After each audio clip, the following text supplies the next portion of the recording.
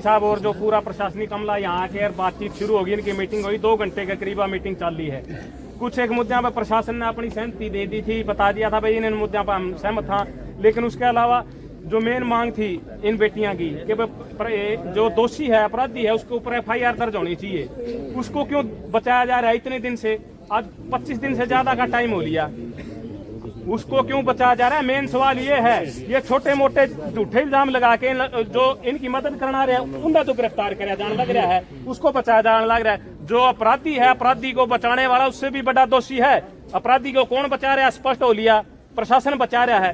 जब ये बदमाशी देखो, महिला आयोग की चेयरमैन रेणु भाटिया आज से 25 दिन पहले आके रिपोर्ट दे चुकी है कि भाई हर चीज की में खामियां हैं, सारी व्यवस्था जो खराब है, सारे एलिगेशन जो है उनके खिलाफ बनते हैं। अपनी रिपोर्ट क्लियरली बोल चुकी है कि ये जो इंस्टीट्यूट है बिल्कुल गलत तरीके से चला जा रहा है, इसमें एक भी खूबी नहीं है, सारे जेल से भी बदतर हालात हैं, एक भी नहीं सही करे, सारे बदतर हालात हैं। उसके बावजूद भी उस अपराधी को नहीं पकड़ा गया, कौन बचा रहा है उसको? दूसरा, जब वो हरियाणा सरकार की एक व्यवस्था है, जो संवैधानिक पद है, जो हरियाणा की महिला आयोग की चेयरपर्सन है, संवैधानिक पद है, इसी तरीके से उसकी सिफारिशों को ना मानते हुए एसडीएम साहब ने अपनी अध्यक्षता में कमेटी बना दी। उस बदमाशी करते हुए उस कमेटी ने इनको क्लीन चिट दे दी। आपको पता होगा सबको, क्लीन चिट दे रखी है एसडीएम साहब ने, और वो एसडीएम साहब कुकर न्याय कर देगा जिसने क्लीन चिट दे दी।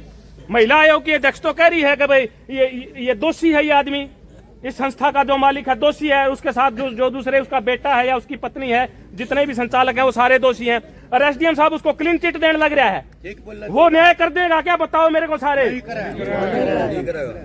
एसडीएम साहब से हम कोई बात नहीं करेंगे, डीसी आवे, कोई बड़ा अधिकारी आवे, एसडीएम साहब की जो कार्रवाई है, इन्होंने क्लीन चिट दे दी, इसको सरासर दोषी है, सारा समाज दोषी मानने लग रहा है, महिला आयोग दोषी मानने लग रहा है। एसडीएम साहब ने क्लीन चिट दे दी, मिली भगत है प्रशासन की एसडीएम साहब की उनके साथ, इसलिए एसडीएम साहब से हम कोई बात नहीं करेंगे।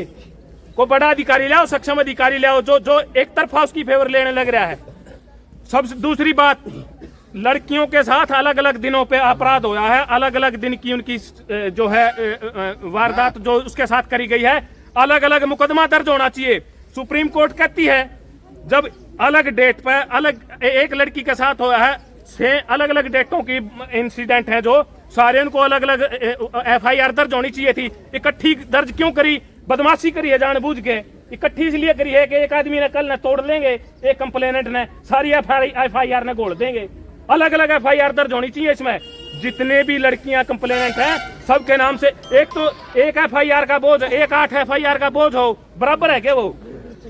और जब कानूनी अधिकार है, अलग अलग FIR दर्ज होनी चाहिए थी। ये सबसे बड़ी बदमाशी है प्रशासन की।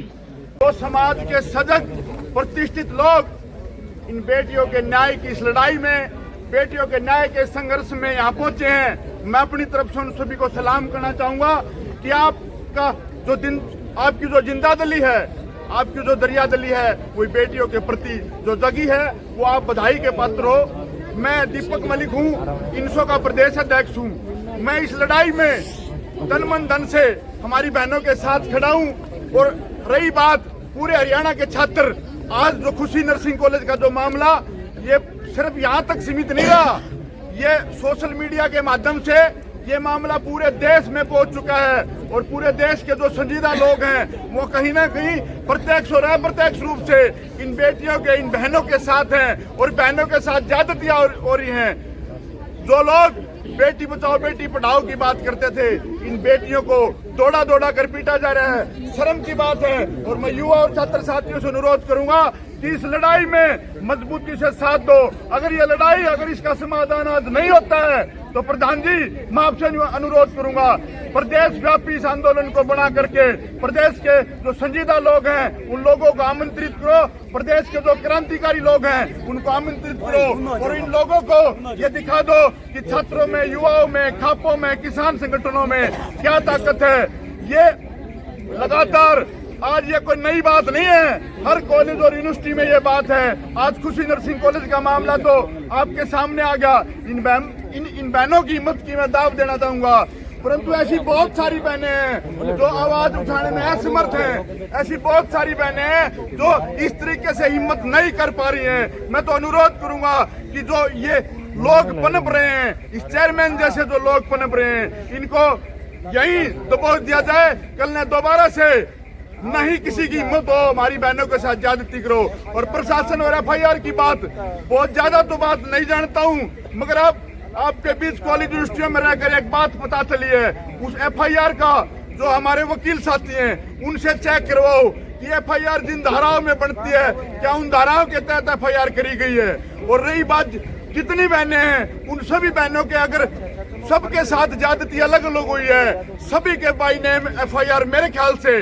बाकी जो पंचायत फैसला ले मेरे ख्याल से सभी के नाम FIR होनी चाहिए। और दूसरी बात, FIR किन संगीन धाराओं में, सिर्फ FIR से बात नहीं बनेगी, प्रशासन से वो चेयरमैन लगातार बात कर रहा है, क्या उनको गिरफ्तार कियागा? गिरफ्तार नहीं कियागा तो क्यों नहीं कियागा? क्या उसमें प्रशासन की संलिप्तता है? और दूसरी बात रही एडमिनिस्ट्रेशन की बात कही कि SDM को बना देंगे। SDM अपने आप को खुद कैसे एडमिनिस्ट्रेटर लगा सकता है? एडमिनिस्ट्रेटर का क्या कोई लेटर आया है? मैं तो अनुरोध करूंगा जो चीजें हो वो ऑन पेपर हो, कल ने ये लोग फिर जाएंगे। मैं ज्यादा समय नहीं लूंगा प्रधान जी, मगर HIU के धरने में आप मौजूद थे तो प्रधान जी वहाँ बार बार मांगे मानी गई, बार बार फिर बातों से मुकरा गया। ऐसा ना हो कि आज ये धरना शुरू हो गया है कि दोबारा फिर हमें इकट्ठा होना पड़े। ऐसा हो कि आज जब संपूर्ण यह धरना हो, जब भी हो तो लिखित तौर पर सारी मांगे मान ली जाए और उनका जो लीगल चीजें हैं वो चेक करवा ली जाए। अगर कोई गलत बात लिखने माफी चाहूंगा। इस लड़ाई, इस संघर्ष में हम इन बहनों के साथ खड़े हैं। धन्यवाद।